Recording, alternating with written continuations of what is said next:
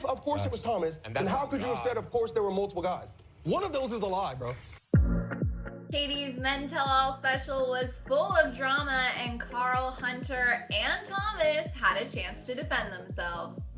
Hey guys, welcome back to another Shared News from Home. We have got to talk about all the drama at the Men Tell All special, but before we get into it, if you're new here, be sure to subscribe to our channel and ring the bell so you don't miss out on any future videos. As always, I'm your host, Fiona Zaring, and I'm joined by the wonderful Gianna Gravelisi and Hiba Berry. You guys, before we get into the drama, were we pleased with this special overall? Gianna, do you feel like you saw what you wanted to see? Did you like Kaitlyn and Tayshia? How are you feeling?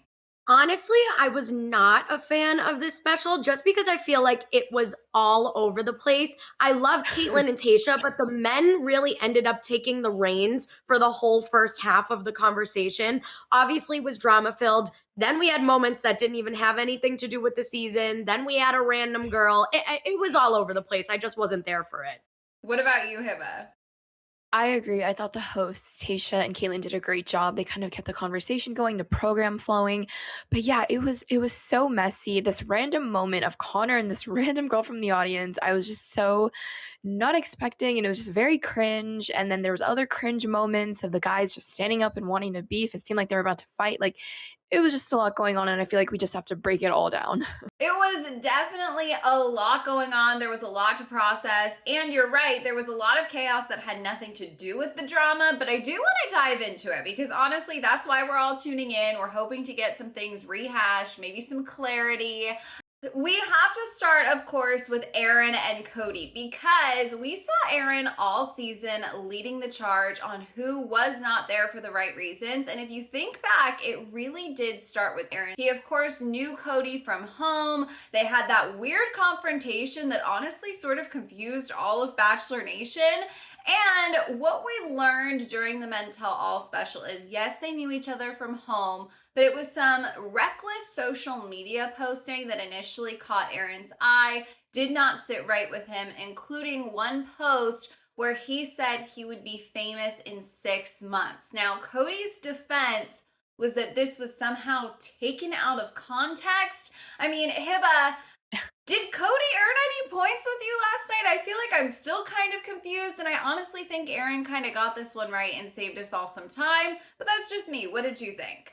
I think nothing was kind of solved with this interaction again. And even during the season, we saw, that heated exchange that they had outside. And a lot of questions still remain unanswered about exactly what happened. It's kind of like a he said situation. But I definitely do think that Aaron won this round because Cody just seemed very frazzled and really didn't know what to say. He just kind of, gave that excuse. It was taken out of context, but didn't explain what context it was in.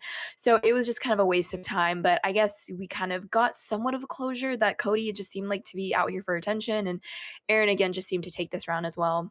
Gianna, did you even remember Cody at all? Like, to be perfectly honest with you, until this was sort of re-explained to us, I was a little bit lost. How did you feel?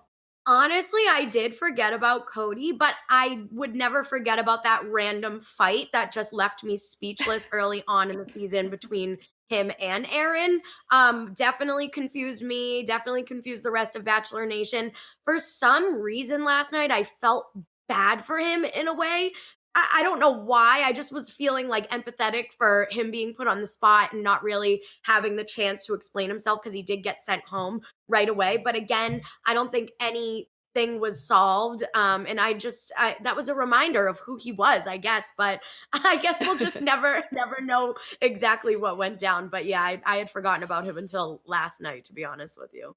Yeah, and I mean, as of right now, Cody is not one of our guys that's going to be in paradise. So his, chapter in Bachelor Nation may have been swift and short. Only time will tell. Of course, we have to move on and talk about Karl because in order of the drama, he came next. things got really heated really fast. Honestly, it's hard to even break down what was said because there was just so much yelling. He did claim, he made it very clear that it was, of course, Thomas that he was referring to. And he said that Brendan did the show for a complimentary flight to America and a free beer. They literally, those two ended up standing up and screaming in each other's face, which is interesting because I don't really remember it being Brendan that was at the heart of the drama with Karl when it all played out on the show. Things got really, really ugly. I would call it chaos. It was literally Karl versus everyone on that stage. Didn't seem like any of the guys' minds changed about Karl by the end of it, but did your mind change, Gianna? Did he somehow defend himself and earn some points with you? No, not at all. I am still not a fan of Karl, even more so after last night than ever. I've said this before in our videos. I think he was purely just an instigator. I didn't like seeing the men insult each other like that, you know, saying the thing about the flight to America for a free beer. They were calling Karl scumbag. I didn't like the name calling, like seeing that side of the men. Like they should have hashed out the drama in a mature way because, again, I feel like no questions were answered. It's called the Men Tell All for a reason, you know? We don't see a lot of the behind the scenes or those scenes that don't make the cut at the end of the day for the Bachelorette. The Men Tell All is supposed to, you know, give us an inkling toward what we did not see on the television. So I think that Karl just kind of like ruined it because, you know, like you said, at one point he just kind of stood up. He did his motivational speaker type of thing. He started talking to the audience, which I had tears. I was crying, laughing because he's like, can we all agree that we made mistakes? And Brendan was like, what are you doing? Like it was like you said, Fiona, pure chaos and nothing got solved. And I still don't like Karl. Yeah, I'm definitely with you there, Gianna. I mean, Hibba, Trey really called him out on the fact that he told Katie there were multiple men there for the wrong reasons. And then his defense was, of course, I was talking about Karl. Look what happened. You all came to the same conclusion about Karl. I didn't feel like he had a very solid answer to that. He never really explained why he chose the words he chose to use with Katie. And all the time that he had to prepare for this show, knowing what had to have been coming his way, I didn't feel like he had a strong enough defense prepared for himself. What did you think? I agree. I think that he still kind of flubbed in his words and just kind of got quiet when he was called out about the exact quotes that he said in regards to there being multiple men when it was just Thomas. Again, just kind of going back and forth. He was just very wishy-washy. He wasn't giving clear, straight answers. Honestly, this was just an extended version of what happened in the house. Again, like you said, Gianna, like they didn't clear up anything. It was just a continuation and kind of like the uncut version of probably what happened in the house. And now it was interesting to also see it with Brendan Karl going face to face because I didn't think Brendan was this passionate about the way he felt about Karl. I thought it was going to be more Aaron and those other guys. So I think it was just really interesting to see Brendan stand up and kept calling him fake news, which I understand. But it just seemed like Karl kind of dug himself into a deeper hole. And again, it was just kind of cringe because it was great he was owning up to the fact that he made a mistake, but he still didn't clarify what what that mistake was in. He was kind of tiptoeing around it and didn't face the facts head on, and that just kind of rubbed me the wrong way still and made him still seem ingenuine. And granted, Katie comes on later in on the stage and says, you know what, Karl, you were right, but still there's that gray area because he said there's multiple men. So I just really don't believe him yet, and it just, again, didn't seem like he owned the full responsibility of the chaos he caused in the house. Yeah, I definitely agree. And the thing is, if you remember, he's going to be in paradise alongside with some of those guys who were very passionately against him on that stage. Things did not get solved last night. I do have a feeling based on the tone that there will be a continuation of this bad blood in paradise. So Karl's story has not come to an end yet. I guess he still has a chance to change our minds at some point, but only time will tell. Next up in the hot seat, if you will, was Hunter. We knew this was going to be a tough night for Hunter, and it was, I think. He handled it pretty well, all things considered. James very passionately was anti-Hunter. He calls him Thomas 1.5. Brendan really blasted him over the top 4 conversation he had with Greg, which of course that montage before the Hunter conversation really rehashed all of these controversial moments. Hunter did own up to the fact that there was dishonesty there, right? That he did have that conversation with Greg, then he lied about it. He did cop to that. But when accused once again of not being honest about his feelings for Katie, he did choose to fire back. So he said he was asked 2 completely different questions in his eyes, right? That the guys were trying to say that he said one thing and then said another, but to him, he answered 2 completely different questions and answered them both honestly. That would be, are you in love with Katie? To which he said no.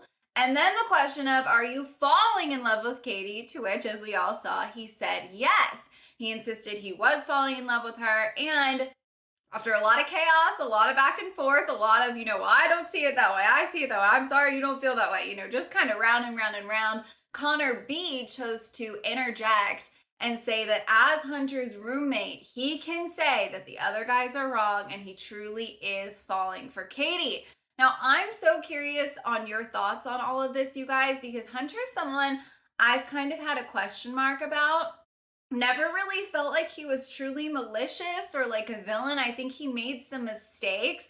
And I don't know about you, Hibba, but when Connor B, of all people, came to his defense, I did feel a little bit better about Hunter. What were your thoughts on Hunter overall and how this played out? I think Hunter definitely got the villain edit in this, especially when it came to after Thomas was eliminated. They're kind of like, who should we put the villain hat on next? And I think that kind of just fell into Hunter's lap. And he unfortunately kind of got the short end of the stick. But as far as that, he did, lie and he did kind of backtrack on his words, but he did own up to it. So I think that's very important in telling to the kind of person he is, because it's very hard to lie and backtrack when you're on camera and there's hours and hours of footage of you saying these things and then you deny them. It just doesn't really make sense. So I'm happy he kind of came to his senses about that and just owned it, period. But as far as, the questions of falling in love or are you in love, I think that just really comes down to the edit. I'm sure they probably didn't include that question in his response and they maybe took it out of context and then maybe kind of started playing that villain edit on Hunter, which I think is unfortunate. And he's actually, he's gone on his TikTok and he has said that he definitely got that villain edit and, they kind of manipulated his image. I would not compare him to Thomas because I think Thomas was psychotic and I don't think Hunter is close to that. He did, did lie and have some slip ups, but I don't think he's anywhere close to Thomas. Thomas was just another level of crazy. But I think overall it's just great that Hunter owned up to it. And I think it was also a nice touch that Connor also backed him up and did kind of, say like, guys, like he might have had some slip ups, but he's still a good guy and he was still genuine and did have feelings for Katie. Yeah, Gianna, what were your thoughts? Do you think he was honest about his feelings for Katie? Do you think he can be forgiven for those moments of dishonesty? Are you on his side at all? I mean, I loved Hunter. I really am on his side and I'm going to forgive him because one thing that I loved that he said last night was when you're on a television show and you're in front of the camera and you're in this setting, of this dating on TV, you're gonna say things that you normally wouldn't say and act out in ways that you normally wouldn't. And you kind of surprise yourself, which was kind of him explaining why he may have slipped up on his words and lied. Like you said, Hibba, the fact that he owned up to it says a lot because we still have, Karl over there trying to make a case for himself out of nothing.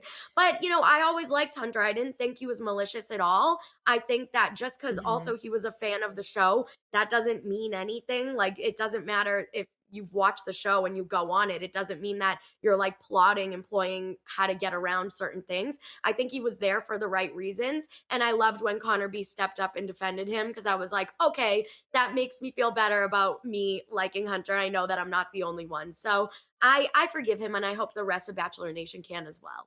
Yeah, it'll be really interesting because he was such like a big part of this season. It was really like overall, we've talked about this before, a lot of the drama, right, stemmed from are they there for the right reasons? There weren't a lot of guys that were against one another over personality clashes, right? Or even stealing time. Like, we navigated all of that pretty well this season. It really came down to all of the explosive moments were, are you there for the right reason or not? Again, that's what was hashed out on the stage last night, if you think about it. No, I don't like you, you don't like me. These same discussions over and over again. So there's probably room for a lot of these guys to have their chance in paradise, if it's this season or a future season down the line, because I think overall Bachelor Nation might have room in their hearts to forgive someone like Hunter.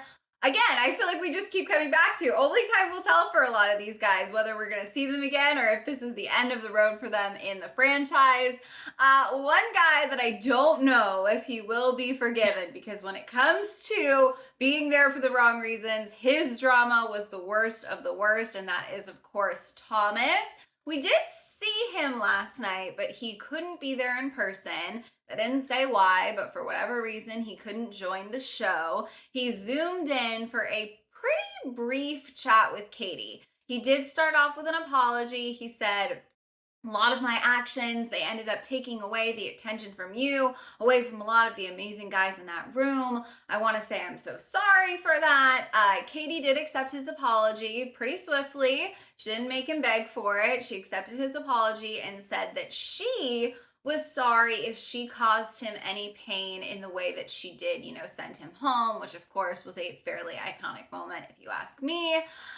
He asked her what changed so quickly. He felt like it went from we're in a pretty good spot to I'm going home. And she explained that it was him smiling and giving her that speech while she was genuinely really, really upset. It just didn't sit right with her. Overall, you guys, it really wasn't that dramatic of a conversation, and I feel like we kind of already all knew this, right? Like, obviously, it was that moment for Katie. We watched it play out on the show between that and all of the guys telling her how they felt. Thomas was a dead man walking. I guess the most new information we're getting from him is this apology. So that's what I want to focus on. Gianna, did you feel like it was genuine? Did you feel like this was more of Thomas just doing the Thomas thing? How did it sit with you? Honestly, Fiona, I think about this still. I don't know, just because I don't trust him at this point because of how manipulative he was. Because at first I'm like, wow, Thomas is one of my favorites. He's such a good guy throughout the season. Then we saw his actions kind of turn, calculated. They weren't genuine. And I think that Katie has a really strong intuition and she just went with her gut and she just so happened to be right about him. So I appreciate that he apologized. I don't think there was any other way he could have gone around it because, if you throw it back to when he was kicked off, he did do a whole speech there as well. So I think it was just a continuation of his apology. And I honestly have a theory that he wasn't at the Men Tell All because he didn't want to sit with those men. It would have been Thomas, Thomas, Thomas the whole time. And I just don't think that he wanted to be there. But I'm sure the producers asked him, can you at least zoom in and say what you need to say? And Thomas doesn't want bad blood. So he just did his apology. He asked Katie a question and that was it. Again, don't know if it was genuine. I just think that he wanted to close his chapter right then and there to avoid the backlash that he must have been getting online and in person. Yeah, I totally agree. I think that I expected the Thomas of it all to be very, very explosive, almost more of the Karl energy, right, that we saw early on. And I think you're right, Gianna. Had he been there, I think we definitely would have gotten that from the guys. So if this was a move of self-preservation, honestly, he kind of was smart at the end of the day. But it wasn't the most, interesting or intense segment. I do think it's good that he had a chance to apologize to Katie because it seemed like she really wanted to have a moment of closure with him, or at least that's how I read it. What were your thoughts, Hiba? I think it was a smart move that he wasn't there in person because it could have easily become the Thomas show. And I think it's also smart that the producers had Thomas only address Katie, vice versa, because if they posed a question out to the guys, it could have gotten really messy and very chaotic even more and then could have become the Thomas show regardless. So I think it was just smart that they kept it between Katie and Thomas. They kind of somewhat got that closure.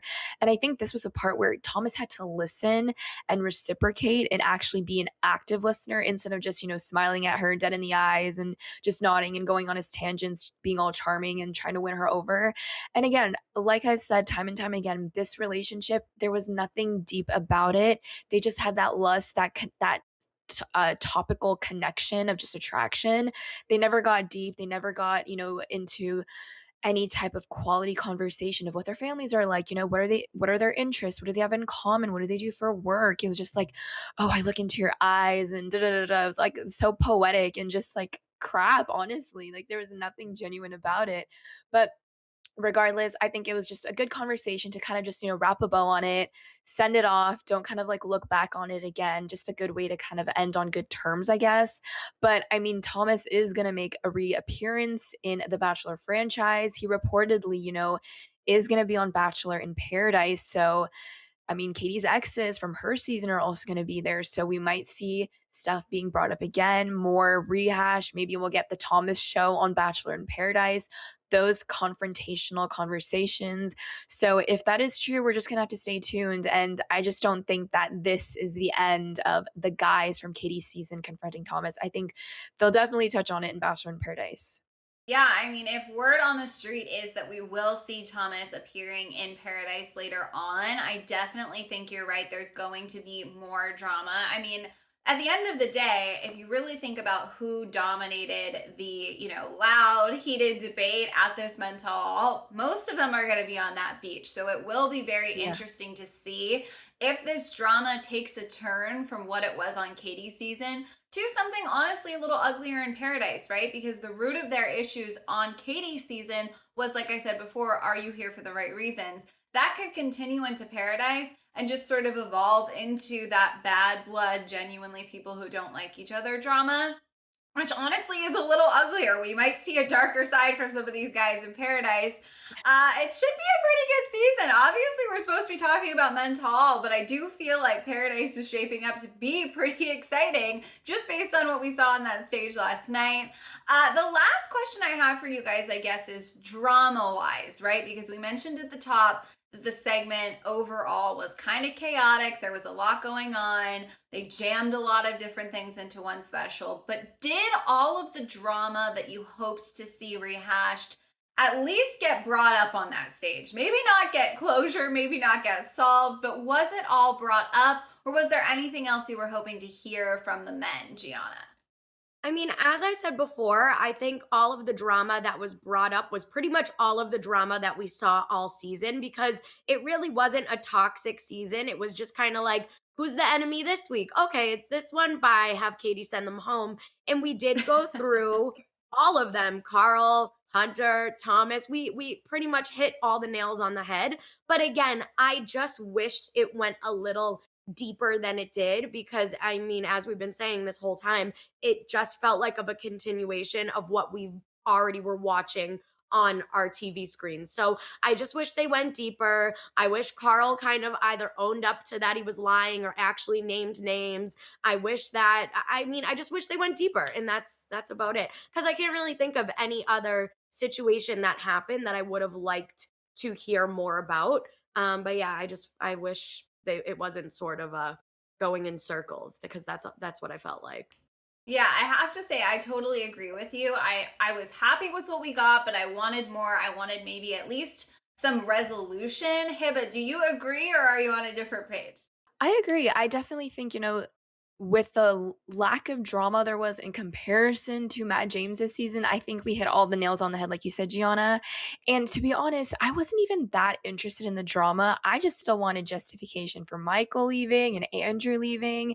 So I was kind of more invested in them kind of wanting to voice their last final thoughts to Katie, exactly how they felt in those moments when they were rewatching their elimination and their journey throughout the entire show. And I thought it was just like a sweet moment. And I just felt so bad for Andrew, because he said that, he's used to, this feeling of being heartbroken. It's nothing new. And oh man, it was just really sad to hear that. And of course, Michael leaving as well. That was just painful because of his child. And so I was a little bit more invested in like the love storylines versus the drama, because it's just always, that petty drama of like, who's here for the right reasons? He said, she said, or he said, actually. And so I just feel like, again, regardless, in the drama department, nothing was established, nothing was really cleared up. So I just shifted my focus onto the actual guys that I liked, which was Michael and Andrew. So I enjoyed those moments. And I mean, the drama, was still there, of course, but I just still think, nothing was solved from it, unfortunately. So maybe Bachelor in Paradise will be an extension of that, and maybe we might get some closure there instead.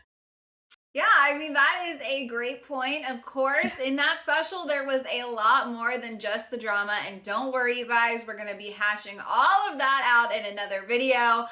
For now, though, that is everything we have to share with you. So we, of course, want to know your thoughts on all of this drama, all of the chaos. Did anyone change your mind last night? Who are you still not a fan of? Let us know down in the comments. And of course, if you are not already subscribed to our channel, make sure you do. Make sure you ring the bell because we, of course, will be keeping you updated on all things Katie season. As always, I am your host, Fiona Zaring. I was joined by the incredible Gianna Gavalisi and Hibba Berry. If you want to come say hi, check out our socials. They're on your screens right now. Thank you guys so much for tuning in, and we will see you next time. Bye.